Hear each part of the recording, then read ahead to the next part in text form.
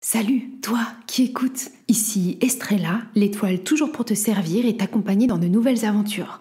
Tu as donc décidé de te rendre chez la sorcière, conseillée par Jeanne. Eh bien, c'est parti. Jeanne et Reina se sont retrouvées au petit matin. Voler jusqu'à la demeure de la sorcière allait leur prendre un peu de temps. Reina était fatiguée et Jeanne n'arrêtait pas de parler.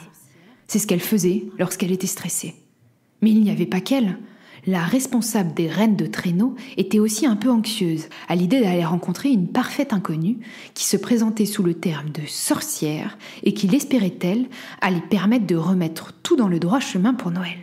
Elles prirent donc la direction de la minuscule ville où vivait Artemisia. C'était le nom de la sorcière, dont la mère fut l'une des plus grandes guérisseuses que l'Italie ait connue. Mais pourquoi sa fille était-elle venue se loger en plein milieu du pôle Nord ? C'était une vraie question. Avait-elle commis des crimes sur le sol italien, mangé des crapauds, circulé sur son balai à contresens sur l'autoroute ? Tout était flou, et plus Reina se rapprochait de la destination finale, plus elle avait peur. Elle aurait dû aller chez les écureuils. C'est mignon un écureuil, ça peut pas faire de mal à une mouche. Alors qu'une sorcière, ça a un visage qui fait peur, une sorcière. Ça peut vous donner une potion magique à boire, une sorcière. Reina et Jeanne étaient désormais arrivées à destination. La maison d'Artemisia était loin de ressembler à ce qu'elle imaginait d'une maison de sorcière. C'était une petite demeure blanche, avec une rivière qui passait juste devant. Un immense sapin de Noël trônait devant la maison. Quand elles frappèrent à la porte, une jeune femme ouvrit.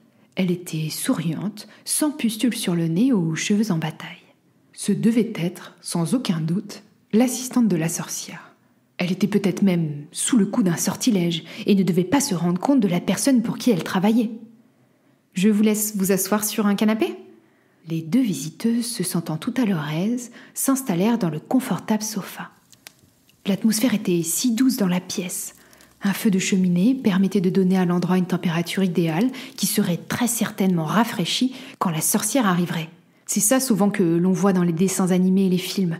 Quand l'effrayante sorcière allait rentrer dans la pièce, les flammes se figeraient et Reina et Jeanne devraient remettre leurs grosses doudounes. « Vous souhaitez un thé ?» nous demanda en souriant de mille dents la jeune femme aux cheveux longs et ondulés. « Oui, du thé pour nous deux, s'il vous plaît », lui répondit Reina.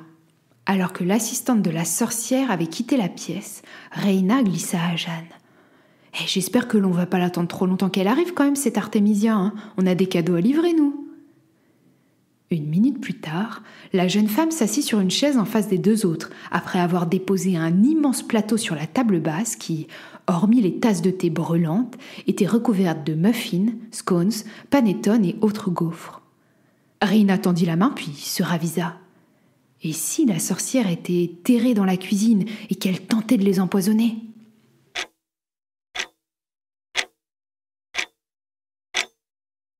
Il ne se passa rien pendant plusieurs longues minutes avant que Reina se lance.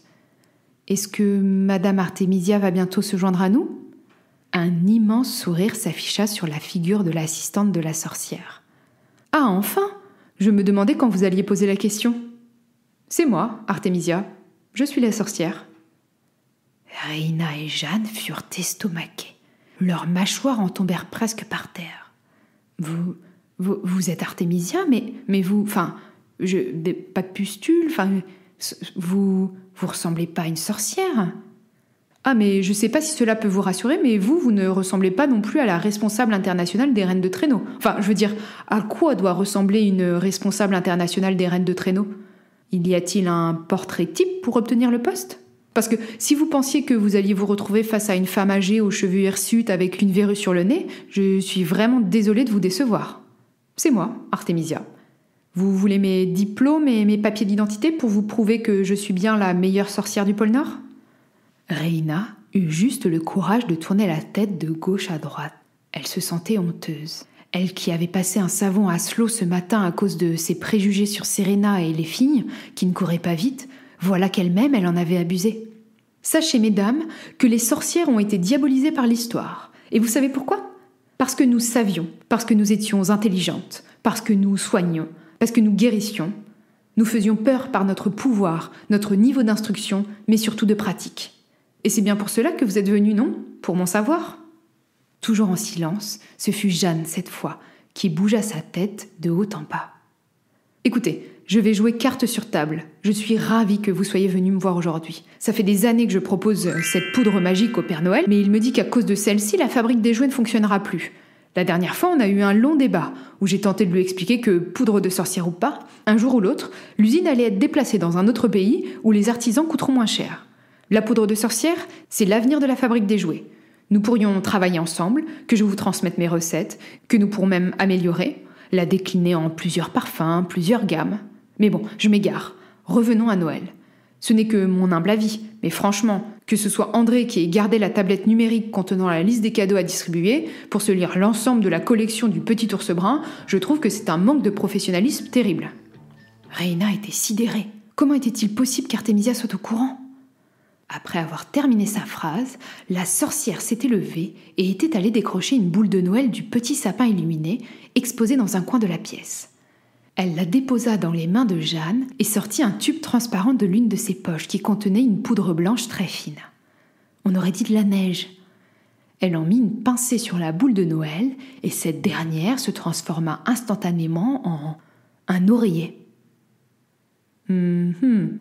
Ce que vous nous proposez, c'est donc une poudre magique pour transformer une boule de Noël en oreiller. C'est sympa comme tour de magie, mais franchement, c'est pas comme ça qu'on va sauver Noël. Artemisia se retourna alors vers Jeanne. À l'heure actuelle, Madame Jeanne, si vous ne pouviez avoir qu'un seul cadeau, qu'est-ce que ce serait ? La jeune maman n'hésita pas une seconde.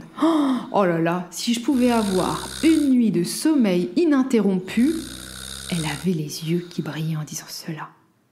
Jeanne et Reina regardèrent l'oreiller, puis se regardèrent, puis regardèrent à nouveau l'oreiller, et comme ça plusieurs fois.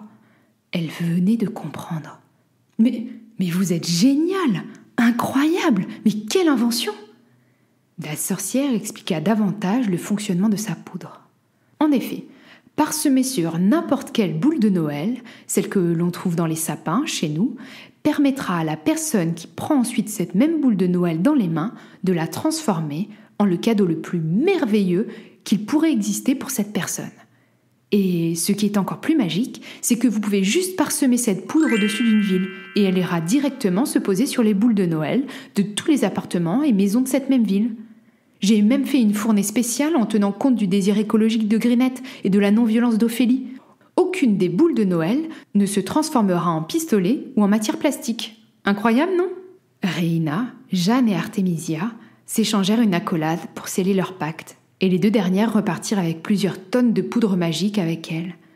Grâce à cette superbe et étonnante rencontre, Noël allait pouvoir se dérouler normalement. Si tu souhaites savoir comment se termine l'histoire, tu peux te rendre à l'épisode 9. Cet épisode de la fiction interactive « Mais où est passé le Père Noël ?» se termine.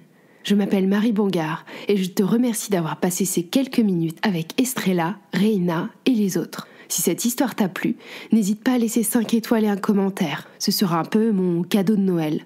Je t'invite aussi à m'envoyer des messages et remarques par mail mariebongardbonnefille@gmail.com ou sur Instagram @mariebongard. À bientôt.